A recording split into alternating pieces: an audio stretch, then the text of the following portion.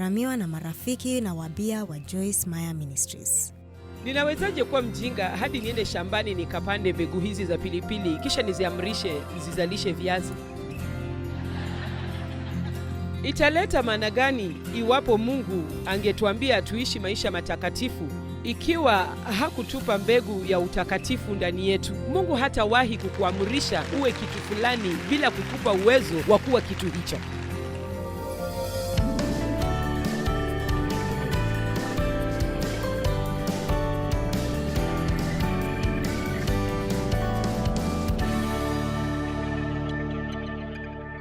Wakorintho wa kwanza sura ya 5, 9 hadi 11.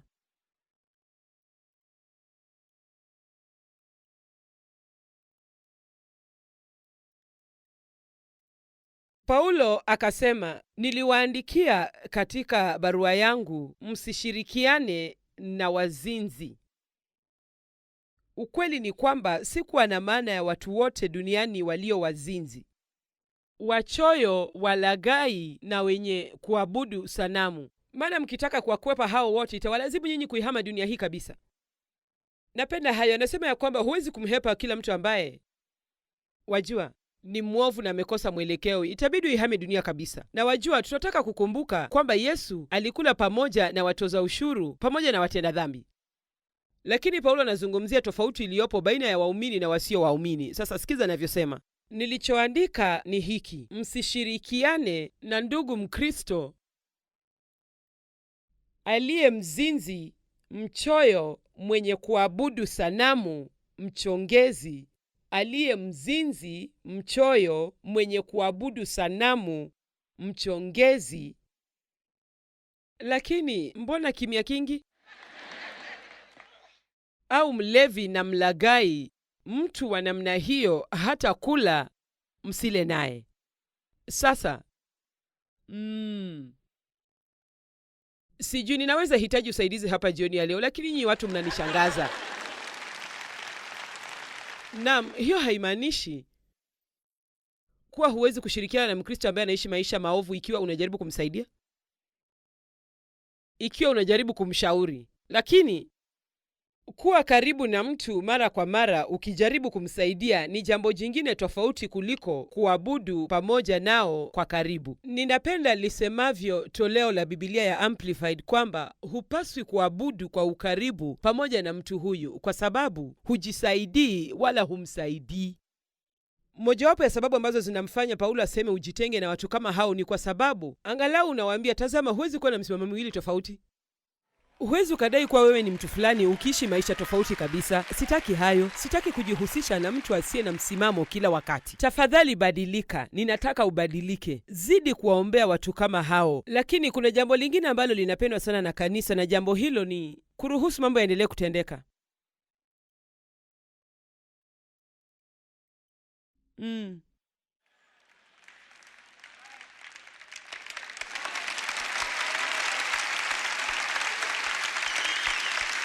Tazama, hatimaye wajua na wajali kiasi kwamba nimesimama hapa kuelezea haya kwa sababu, hebu tuseme kwa mfano, rafiki wako wa karibu ni Mkristo ambaye kila mara huwasuta na kuwahukumu wengine, kuwasengenya, kulalamika, kunung'unika, ana uroho na tabia isiyo na maadili. Siwezi hata kujaribu kufafanua hayo. Iwapo hujanielewa, nenda ukatafakari kuhusu hayo. Si vyema kwako na pia si vyema kwao kufikiri kwamba hayo ni sawa. Na lazima tuwapende watu kiasi cha kusema si sawa. Tafadhali usifanye hayo. Tafadhali usijifanyie hivyo. Neno dhambi humaanisha kukosea au kutofikia kiwango alichotuwekea Mungu. Lakini pia inamaanisha kupoteza nafasi ya kupokea zawadi. Basi tukaamua kulichambua. Kisha nikamwomba mhubiri Mike anifanyie utafiti katika lugha za asilia. Dhambi inamaanisha kukosea na kupoteza zawadi. Kwa hivyo, watu wanaendelea kupoteza zawadi hizo, na hiyo haimaanishi unaweza kosa kwenda mbinguni. Sidhani ya kwamba tabia zangu za utakatifu ndizo zitanifikisha mbinguni, lakini nitawaeleza jambo moja, ya kwamba kutakuwa na zawadi tele mbinguni na sitaki kuzikosa. Sitaki kuwa bado katika kiwango cha shule ya chekechea au kabla ya chekechea. Amen. Au mfuko wa mchanga wa kuchezea watoto, kiwango ambacho huja kabla ya chekechea. Amen. Sawa, hebu tuone nini tena ninaweza kuwafanyia. Ni hatari sana kuwa na mtazamo wa kawaida kuhusu dhambi. Kuna mambo mengi ambayo ulimwengu, sasa nataka msikize vizuri, kuna mambo mengi ambayo ulimwengu unaidhinisha ambayo Mungu hajaidhinisha. Sheria ya mwanadamu inaweza kuturuhusu tufanye jambo ambalo sheria ya Mungu haituruhusu kulifanya. Yaani mahakama inaweza kupitisha sheria na kusema kuwa jambo hili ni sawa, lile ni sawa, au lolote lile ni sawa. Lakini ikiwa neno la Mungu linasema jambo hilo si sawa, basi si sawa kwetu. Amen. Wakati mwingine naogopa sana kutazama mambo yaliyotendeka miaka iliyopita. Nikitazama yaliyotendeka ulimwenguni tangu nilipokuwa kijana, ambayo ni miaka michache iliyopita. Nikitazama yaliyotendeka tangu ujana wangu, sitaki kufikiri yatakayotendeka katika miaka 50 ijayo, na inatisha kwa sababu ikiwa hatutazidi kuwahubiria watu mambo haya, na ikiwa hatutazidi kuyahubiri kisha kuwafundisha watoto wetu na kuzipitisha kutoka kizazi kimoja hadi kingine, yani haitakawia kabla watu kuamini kwamba yasiyofaa yanafaa na yanayofaa hayafai. Tayari tunaelekea katika mkondo huo, na ninatumai ya kwamba sote tutaingiwa na tumbo joto. Na sizungumze kuhusu kuishi maisha halali ambapo huwezi kujifurahisha. Najifurahisha, lakini bado namtafuta Mungu na moyo wangu wote. Sijaidhinisha, ninafanya makosa kila siku. Tabia yangu si kamilifu, lakini ninataka niwe mkamilifu, na hivyo ndivyo Mungu anavyotaka, moyo unaotaka kuwa mkamilifu. Muumini mwenye moyo mkunjufu anayesema, siwezi kustahimili kuwa hivi Mungu, sitaki kuwa msutaji na mtoa hukumu, nahitaji usaidizi wako, nisaidie. Hiyo ni tabia mbovu maishani mwangu ambayo nimekuwa nayo kwa muda mrefu, na nitalisoma neno lako na kuomba juu yake hadi unikomboe kutokana nayo. Sasa hayo Mungu anaweza kupambana nayo. Amen. Lakini kile ambacho hawezi kupambana nacho ni kujifanya kana kwamba haijalishi. Amen. Na unajua, vijana wana nafasi leo ya kuweka kiwango kwa kizazi chao. Hebu nikueleze jambo, ikiwa wewe ni kijana, na kwa kusema kijana namaanisha umri wa miaka 25 au chini. Ninazungumza kuhusu kikundi hicho cha vijana. Sisemi kwamba wewe si kijana iwapo una umri wa miaka zaidi ya 25, lakini wajua, ninawaona vijana tofauti humu ndani wenye umri tofauti tofauti.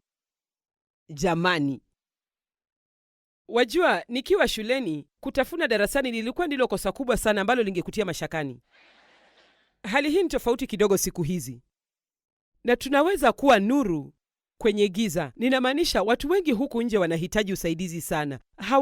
Wajua, ulimwengu una hasira, na kadri jamii inavyojaribu kujikwamua kutoka kwa Mungu, ndivyo wanavyozidi kukasirika. Na wanakasirika kwa sababu hatujaumbwa na Mungu ili tuishi bila yeye. Na kwa hivyo kadri watu wanavyojaribu kujikamua kutoka kwake, ndivyo watakavyokasirika zaidi, kwa sababu hakuna suluhisho kwa shida yote walio nayo.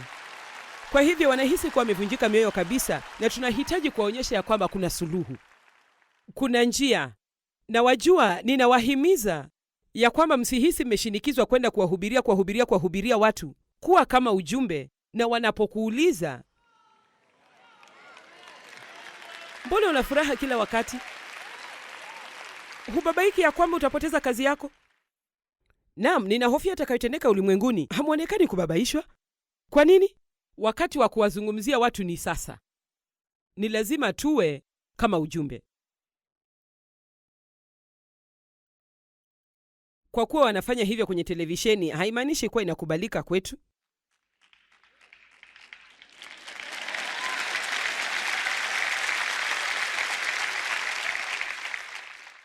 Waebrania 12:10 inasema ya kwamba Mungu anatuadhibu kwa ajili ya faida yetu wenyewe, tupate kushiriki utakatifu wake. Napenda hayo. Hiyo ndio sababu kubwa ya Mungu kujishughulisha na sisi. Ninafurahi sana kwamba Mungu anajishughulisha na mimi. Sitaki aniache peke yangu kamwe. Je, unataka kuache peke yako? Sitaki Mungu aniruhusu nifanye mambo bila yeye kuhusika. Ninayo maandiko nitakayozungumzia kesho jioni ambapo Daudi alimwambia Mungu, unijaribu Mwenyezi Mungu na kunipima. Ninafikiri hayo ni maandiko mazuri. Unichunguze, Mungu, uangalie kama mwenendo wangu ni mbaya, uniongoze katika njia ya milele. Unipime, Mungu, na unijaribu. Haya, sasa dhambi ni nini? Ni kile ambacho Mungu anasema kuwa ndicho dhambi, na tunachofaa kufanya ni kusoma maandiko. Sasa mbona tusijiburudishe? Kwa mfano, tuangalie amri 10 za Mungu. Nilimsikiza mtu mmoja akisema, nani duniani anaweza kuhubiri kuhusu amri 10 za Mungu? Nikafikiria, nafikiri naweza kujaribu ili nione kitakachotokea. Wajua, kwa sababu tu tunalo Agano la Kale na Agano Jipya, haimaanishi haya yote ni bure na tupuuze. Inamaanisha imetimizwa katika Kristo. Walilazimika kuzihifadhi amri za Mungu kwa uwezo wao wenyewe. Sasa hatuhitaji kufanya hivyo. Yesu anatupa neema na nguvu ya kuzihifadhi, lakini bado ni za ukweli sasa kama zilivyokuwa awali. Ninawaambia watu kila wakati, neema siyo kisingizio cha kuishi maisha ya kutenda dhambi. Ni nguvu za kutufanya tusiyaishi maisha kama hayo. Mungu anatupa neema yake ili tuyafanye mambo anayotuagiza, na hilo ni jambo jema. Anapanda mbegu ya kuwa pilipili ndani yangu, kisha ananipa neema ya kuwa pilipili. Unajua, mfano wa pilipili na viazi nilioutoa hapo awali, yani zile mbegu. Kama ulikosa hayo, samahani. Ikiwa ulikuwa unaandika arafa wakati huo, au wajua chochote kile. Sawa sawa. Amri ya kwanza, usiwe na miungu mingine ila mimi. Ya pili, hii ilikuwa Kutoka mlango wa 20 mstari wa 3. Sasa hii ni Kutoka mlango wa 20 mstari wa 4. Usijifanyie sanamu miungu wa uongo, usisujudie wala kuitumikia. Na hivi ndivyo watu huwa mara nyingi. Namjua mwanamke mmoja wakati mmoja aliyesoma mambo haya na akawa wa kiroho kupita kiasi, na alikuwa na rundo la vitu hivi vidogo. Nimesahau vinavyoitwa, lakini ni kama hivi vinyago na wanyama, vitu hivi vidogo vya kauri, na vilikuwa vya thamani kubwa. Na akayasoma haya ya kwamba hufai kuwa na sanamu ya kuchonga, basi akalitoa rundo lote, akazivunja-vunja na kuzitupa. Haimaanishi ya kwamba huwezi kuwa na mfano wa ndege ndani ya nyumba yako. Inasema huwezi kuwa na vitu hivyo ili uviabudu. Na hivi ndivyo uhalali wa kidini unaweza kukutia kichaa. Ni kana kwamba ghafla huwezi kufanya lolote. Lazima tuelewe kiini cha mambo yanayosemwa na neno la Mungu, kwamba kuziabudu. Na wajua tunasema, la, siwezi kamwe kuiabudu sanamu. Niwaeleze jambo, kwa watu wengine nyumba zao huwa sanamu kwao. Kwa watu wengine kazi zao huwa sanamu kwao. Chochote kinachochukua nafasi ya kwanza ambacho si Mungu, ambacho watu wengine kazi zao ni sanamu yao. Ni lazima tuwe makini na mambo haya. Mpe Mungu nafasi ya kwanza maishani mwako. Usiabudu sanamu yeyote ile. Usilitaje bure jina la Mwenyezi Mungu. Nimesema usilitaje bure jina la Mwenyezi Mungu. Haki ya Mungu, ukifanya hivi, usisema mambo kama hayo. Tunahitaji kukomesha mazoea ya kusema, Mungu wangu, unaweza yamini hayo? Unajua ni kwa nini? Kwa sababu hatulitumii jina la Mungu kwa kutilia maanani na tukiwa na imani tunapofanya hivyo.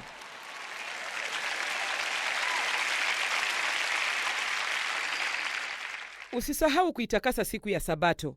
Acha kufanya kazi za kawaida na uitakase siku ya Sabato. Unazo siku 6 za kufanya kazi yako. Sasa tunaweza tukashikilia msimamo huo. Labda tutatazama Agano Jipya linavyosema kuhusu hayo. Kwa hivyo tunataka kutembea na roho ya Sabato pamoja nasi. Yani hatuwezi kufanya kazi kila wakati. Tunafaa tupumzike na tunahitaji kutenga muda wa kumwabudu Mungu. Na kwa hakika tunafanya hivyo siku ya Jumapili na Jumamosi. Ilikuwa siku ya Jumamosi katika Biblia. Kwa hiyo tofauti ingekuwa nini iwapo Sabato ingekuwa Ijumaa au Alhamisi au Jumatano au Jumanne usiku au Jumatatu adhuhuri? Hoja kuu ni kwamba ninahitaji kutenga muda wa kumwabudu Mungu. Lazima niwe na muda kwa ajili ya Mungu, na ni lazima niwe na muda wa kupumzika. Na ninahitaji kuwa na wakati ambapo siendi kazini. Tunaabudu kazi katika jamii zetu, na nitakwambia kwamba sisi ni wanadamu, si wanakutenda kazi. Hakuna aliye na msukumo kama walivyo wa Marekani. Na ikiwa tutatazama Warumi 14 mstari wa 5 na wa 6, ambapo Paulo alikuwa akitoa maagizo kuhusu mambo kama haya, alisema mtu anaweza kuchukulia siku fulani kuwa ya maana zaidi kuliko nyingine. Mtu mwingine anaweza kuzifikiria siku zote kuwa sawa. Kimsingi alisema kuwa popote ambapo imani yako ipo na chochote kile ambacho unakiamini, alimradi unamfanyia Mungu, basi litende. Na kwangu mimi nitakuwa na muda mgumu sana kuchagua siku moja, kwa sababu Mungu ndiye maisha yangu. Kwa hivyo sijui jinsi nitakavyoweza kuchagua siku, na kwa hivyo ninafikiri kile tulicho nacho katika Agano Jipya ni bora zaidi kuliko kuchagua siku moja ya wiki. Kwangu mimi ni kama kutoa fungu la 10. Na unajua, kutoa fungu ni uzoefu wa kuishi maisha ya ukarimu.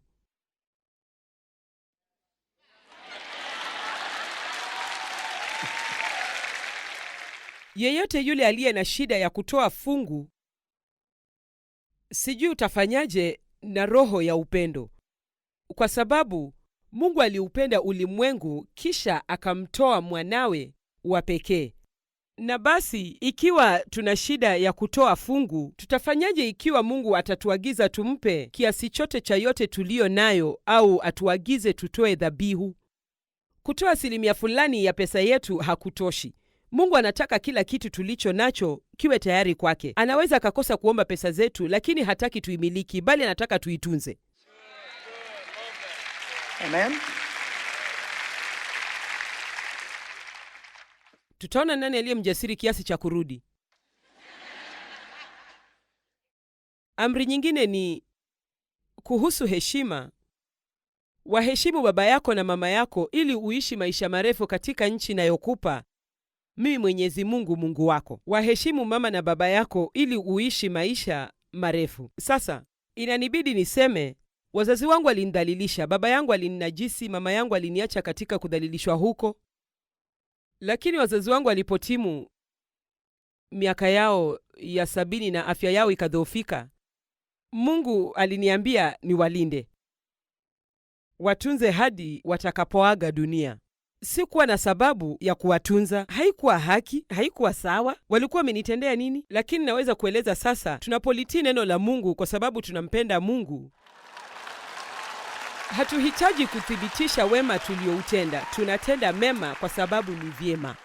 Na iwapo una wazazi ambao hawaishi vyema na huwapigii simu ama kuwajulia hali na hufanyi lolote kuwasaidia, si vyema.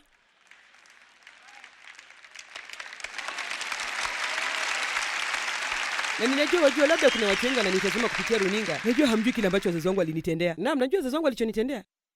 Na ninajua nguvu ambazo niliongezewa nilipomtii Mungu. Na ninajua ndio kuna mambo mengi ninayojua, lakini sina muda wa kuyagusa. Lakini hata hivyo, tunapojua ya kwamba Mungu ametuambia tutende jambo na tukatae kulitenda, tunamruhusu adui aingie maishani mwetu na tunakata tamaa, lakini tunapoteza zawadi aliyotuwekea Mungu. Mungu hawezi kutuagiza kutenda jambo ambalo halitatokea kuwa bora maishani mwetu. Mungu ana mipango myema kwetu. Kila kitu anachotuagiza tufanye ni kwa faida yetu. Usiue. Yesu anafafanua zaidi katika kitabu cha Mathayo 5. Unapomchukia ndugu yako ama kumkasirikia, basi ni sawa na kumuua. Usizini. Yesu akasema, lakini mimi nawaambieni, atakayemtazama mwanamke kwa kumtamani amekwisha zini naye moyoni mwake.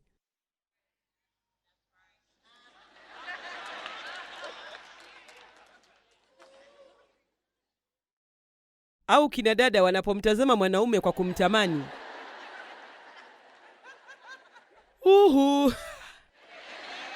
Ni sawa, unaweza tulia, nimebaki na dakika 10 peke yake. Jamani, tunahitaji haya, sivyo? Ni mazuri kwetu.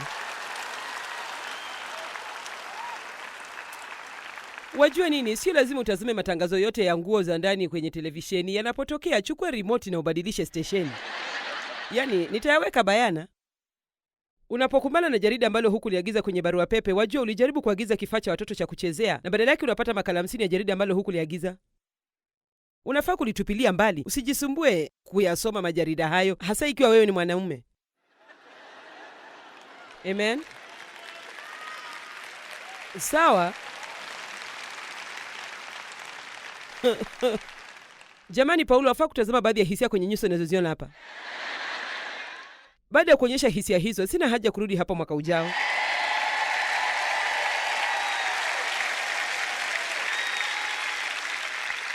Hebu niambie jambo moja, lazima mtuonyeshe tabia njema wiki ijayo. Sijui ni kitu kipi kitatendeka tena, lakini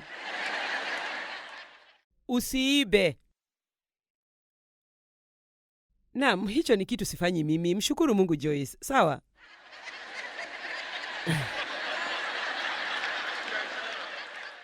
Basi unaonaje ikiwa unalipwa kwa kufanya kazi ya kufanya kwa saa 40 kwa wiki, lakini unatumia muda wa saa 10 katika zile 40 ukiwa mtandaoni wakati mwajiri wako hakuoni, huku ukipiga simu zako za kibinafsi?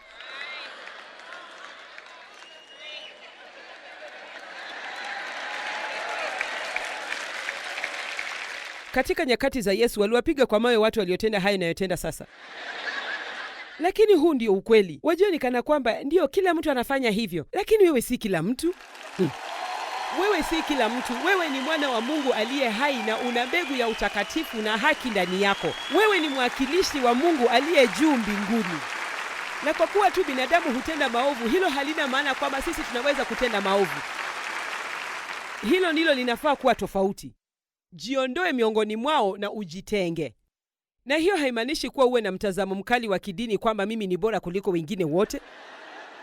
Itakuwa makosa makubwa kufanya hivyo. Usiwahi kuwafanya watu kufikiri kuwa unajihisi ya kuwa wewe ni bora kuliko wao kwa sababu wewe ni Mkristo. Fanya urafiki na watu ambao wanahitaji msaada.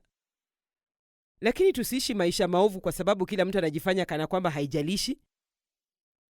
Usidanganye, usimshuhudie jirani yako uongo. Mwisho, usitamani nyumba ya jirani yako wala mke wake wala mtumwa wake wa kiume au wa kike wala ng'ombe wake wala punda wake wala chochote kilicho mali ya jirani yako. Yaani hiyo inamaanisha kwamba huwezi ukatamani kwa wivu kile walicho nacho watu wengine. Tunafaa tutosheke na kile Mungu ametupa. Amen. Na hisi tunakuwa jioni ya leo.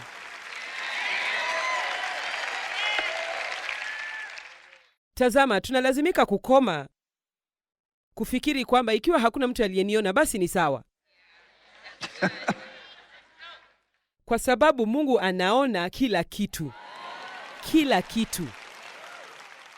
Na Biblia inasema katika Luka 12 ya kwamba kila kilichofunikwa kitafunuliwa, kila kilichofichika kitafichuliwa. Amen.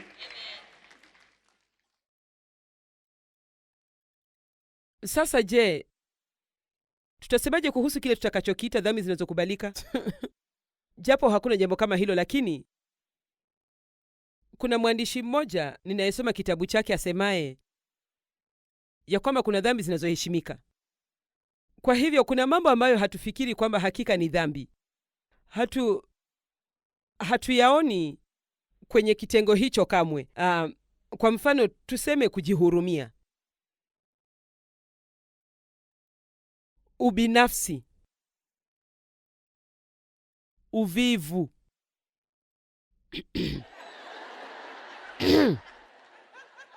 Namaanisha, unafikiri Mungu kwa hakika aliwekeza yale yote aliyowekeza ndani yako ili ujilaze kitini na kula mandazi huku kitazama filamu za mapenzi?